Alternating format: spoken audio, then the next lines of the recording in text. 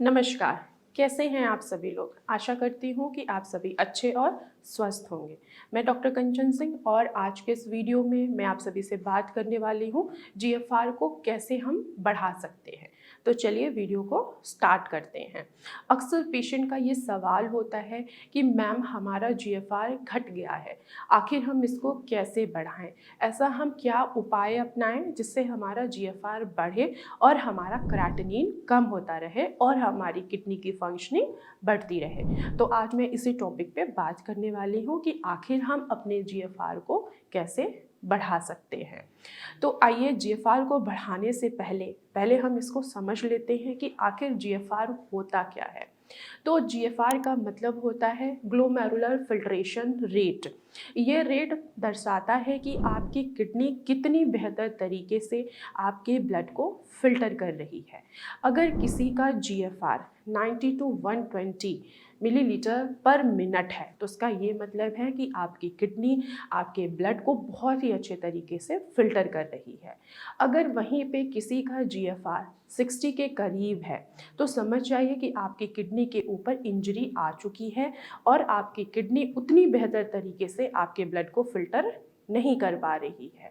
या अगर किसी का जीएफआर 5 के करीब है तो इसका पूरा मतलब है कि आपकी किडनी की फंक्शनिंग अब नहीं हो पा रही है, जिससे आपका क्या हो रहा है कि आप इन फ्यूचर में डायलिसिस पे भी जा सकते हैं। तो हम बात कर रहे हैं कि जीएफआर को कैसे बढ़ाएं। तो जीएफआर को बढ़ाने के लिए सबसे पहले आपको ध्यान रखना है अपनी डाइट के बारे में। अक्सर देखा गया है कि अगर आपकी डाइट अनहेल्दी है तो आपका शरीर भी अनहेल्दी होगा ही। एज ए एग्ज़ाम्पल अगर मैं आपको समझाऊँ, अगर किसी को भी अगर फीवर होता है, स्पेशली अगर टाइफाइड फीवर हुआ है, तो हम डॉक्टर्स पेशेंट को क्या बोलते हैं कि आपको कैसा खाना खाना है? बिल्कुल सात्विक खाना खाना है। यानी कि आपको बिल्कुल पतली दाल लेनी है, उसके साथ आप रोटी ले सकते हैं, पर रोटी भी आपकी बिल्कुल पतली होनी चाहिए। आपको ऐसे सब्जियों का सेवन करना है जिससे आपका टाइफाइड जो है जितना जल्दी हो सके आप टाइफाइड फीवर से क्योर हो सके। वैसे ही हम किडनी को क्या कर रहे हैं, उनकी फंक्शनिंग को बढ़ाना है, हमें जीएफआर के लेवल्स को बढ़ाना है। तो उसके लिए हमें मैटर करता है हमारी डाइट, यानी कि बैलेंस डाइट। देखा गया है कि जितने भी किडनी के पेशेंट हैं, जब उनको डायग्नोज होता है कि हाँ वो किडनी के उनको बीमारी हो गई है, उनका जीएफआर कम हो रहा है, तो वो क्या करते हैं, वो खाना पीना बंद कर देते हैं।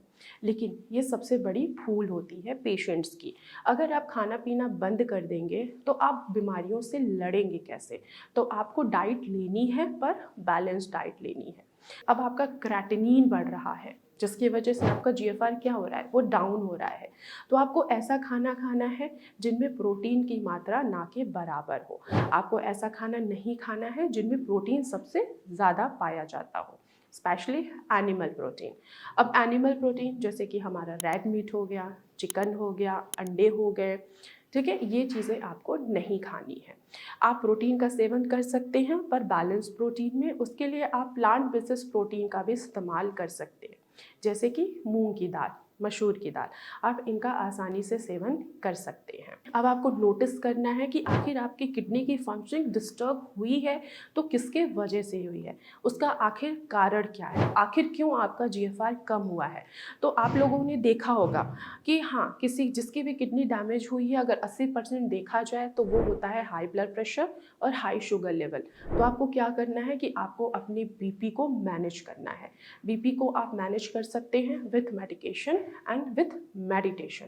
अगर आप बीपी के पेशेंट हैं या आप डायबिटीज़ के पेशेंट हैं तो रेगुलर बेसिस पे अपना बीपी नापिए। अगर आपका बीपी बढ़ा हुआ है तो जिस भी डॉक्टर से आप ट्रीटमेंट ले रहे हैं उनको बोलिए कि हाँ आपका बीपी बढ़ा हुआ है, वो आपका मेडिसिन चेंज करेंगे जिससे आपका बीपी कंट्रोल में आए। सेम अगर आपका शुगर भी बढ़ा हुआ है तो आपको अपने डॉक्टर से सजेशन लेनी चाहिए जिससे आपके शुगर के मेडिसिन को चेंज करें और आपका शुगर कंट्रोल में आए।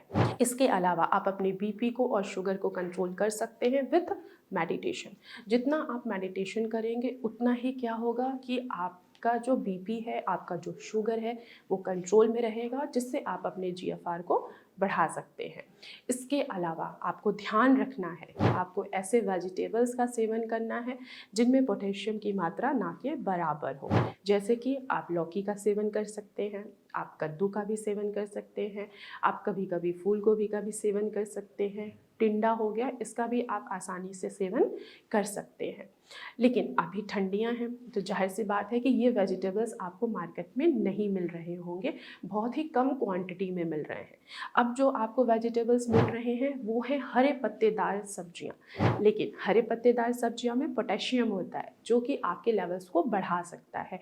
तो जितने भी हरे पत्तेदार सब्जियां हैं जैसे कि पालक हो गया, मेथी हो गया, बथुआ हो गया, पुदीना हो गया, हरा धनिया हो गया, आपको इनका सेवन नहीं करना है।